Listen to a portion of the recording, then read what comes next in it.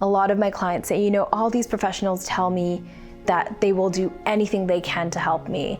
And then when I ask them about housing or about a bus pass or about medication, they say, oh, that's not something we help with. It's not our job to do everything for everybody. It's our job to do the thing that is within our scope of practice and then to advocate and connect people with other services that can do the same thing.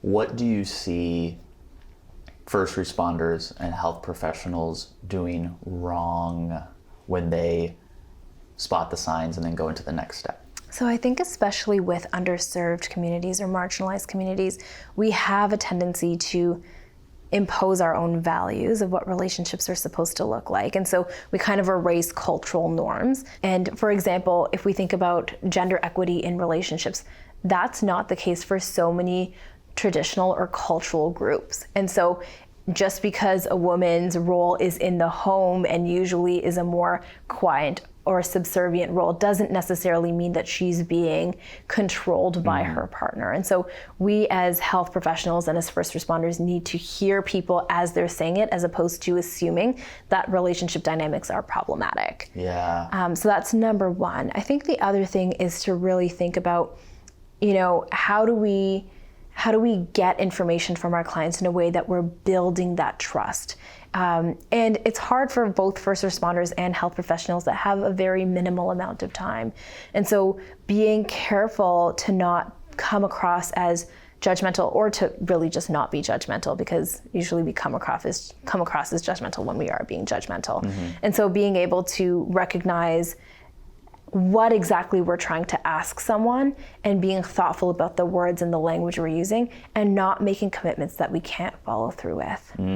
Big one. So a lot of my clients say, all these professionals tell me that they will do anything they can to help me. And then when I ask them about housing or about a bus pass or about medication, they say, oh, that's not something we help with, right? And so if you're going to commit to helping someone, make it clear what that context is, what the limitations are, and help them find other services that can help with the things that you can't help with. It's not our job to do everything for everybody. It's our job to do the thing that is within our scope of practice and then to advocate and connect people with other services that can do the same thing. One of the tricky things is, and because I'm human and because we're all human, is we, again, impose our expectations, right? And so if someone is not ready or willing to admit it or acknowledge it, then it's not my role to call it out or convince them. And so instead it's about working on the things they're coming in with and continuing to build that relationship. And maybe at some point they will feel safe enough to say something about it. But if they're not saying anything about it,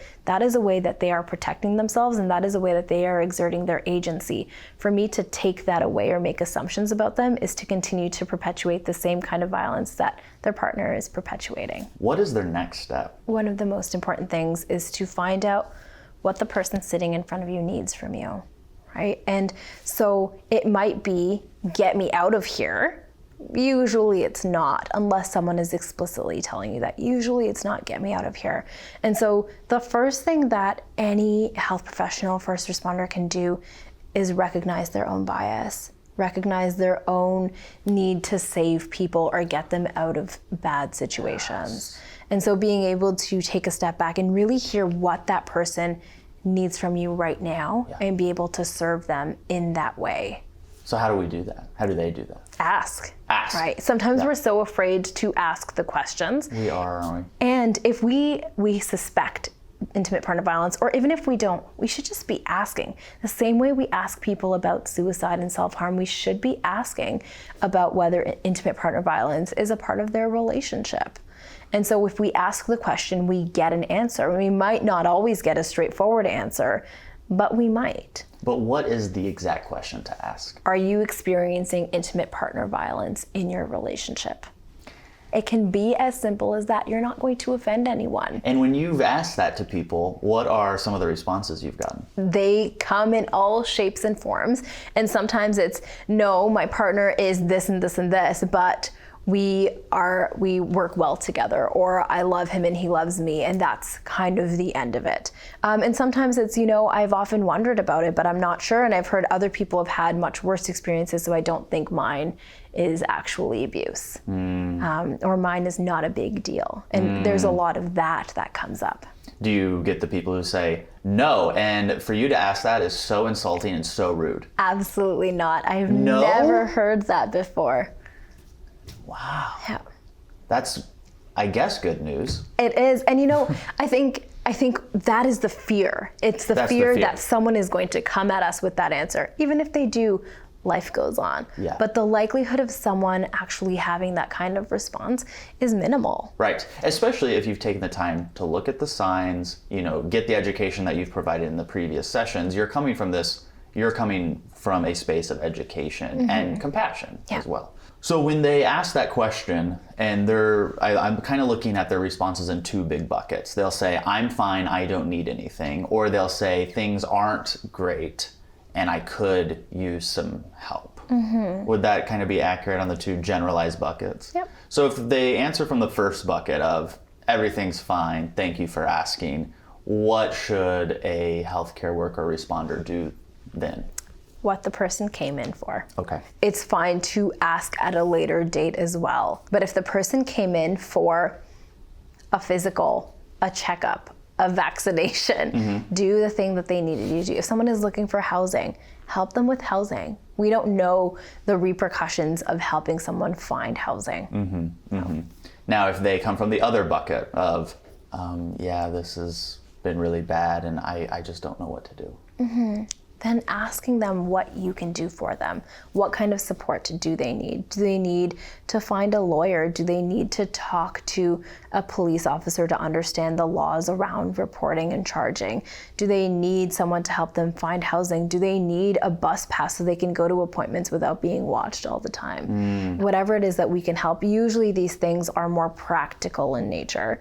Usually it's not about counseling or mental health at that point, because if people are in survival mode, That's right. they're not You ready. got to get them safe before you start, asking about their childhood. Exactly. Yeah, right. Yeah. So are you asking what do you need, or are you suggesting do you need this? Asking what they need. Asking what they need. Yes. Okay.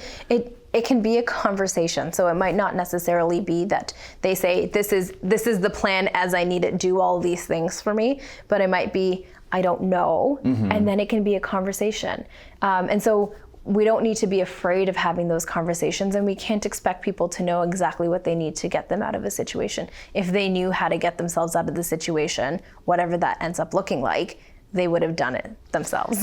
You know what's so interesting to me? You're absolutely right. And what's so interesting is I learned through MedCircle that it is completely not only appropriate, but beneficial to ask somebody blatantly, are you thinking about killing yourself, if you believe they're in that space? Because you're not going to put the idea in their head, and you often get a very truthful response, and you save somebody's life just by asking that question. Yeah. But I didn't take that same methodology or thought process and apply it to something like domestic violence or intimate partner violence, where I wouldn't have felt comfortable asking that until you just told me it was okay to ask. Right. If I had a friend who, if I believed that, and if it was a close friend, I would probably ask. But if it was an acquaintance or something, we were in that space and I got the vibe, I don't know if I would have been comfortable asking that until you just gave me permission. Yeah. What else can people do besides asking that question? Asking about safety, asking about respect in the relationship, asking about whether the person feels they get what they need from their partner, and then being able to kind of process that with them. And it's not about embedding our own values of what a healthy relationship should look like. And I think that that's something that we all run the risk of doing. Well, if he says that to you, that's disrespectful and you should probably think about not being with him anymore. That's not our job. Right? Our job is about understanding the person in front of us' perspective of what they need from their partner, and then helping them figure out whether they're going to be able to get that from their partner. And if they're not, what are they going to do about it? Final words on what to do after you've spot the signs of potential IPV and those next steps? One thing is safety planning, right? And so that's figuring out what the individual needs to feel safe in the situation. And, you know, depending on what types of violence are occurring within this intimate partner relationship, that can include things like, who do you call when things escalate and you don't think you're going to be able to get yourself out of the situation safely? Or it could even be things like, where do you go when you just need some time to calm down and get your mind in a way that you can go back to that relationship and deal with the escalated problem? And so safety plans can be just as diverse as the people who are surviving intimate partner violence. And who creates these safety plans with them? It should be a collaborative effort between either the first responder or health professional and the survivor. So anybody. Anybody, Right. yes. If it's something that someone doesn't have training in, they should probably get training in it. There are lots of templates online though. Consult and have a good understanding, have a solid understanding. And also knowing risk factors is really important, because if you don't know the risk factors, your safety plan is probably not going to be where it should be. Do you see a lot of patients who now are struggling with post-traumatic stress disorder because of this ongoing violence? Absolutely. And, you know, so most of the individuals that I work with right now who are surviving intimate partner violence or who are survivors of intimate partner violence, that violence started from way before their intimate partner relationship, right? So lots of childhood trauma, neglect, lots of substance use, trouble with the law. And so that PTSD is not just PTSD due to that single incident of violence or that single relationship. It's a history. And so again, what that ends up looking like and how ingrained that is in a person's perception of themselves and the world around them is so deep. Really great conversation today. Thank you for being here. All the way from Canada, our international doctor, Dr. Taslim. Thank you. Thank you for watching this series. I hope it's been enlightening and insightful. I'm Kyle Kittleson. Remember, whatever you're going through, you got this.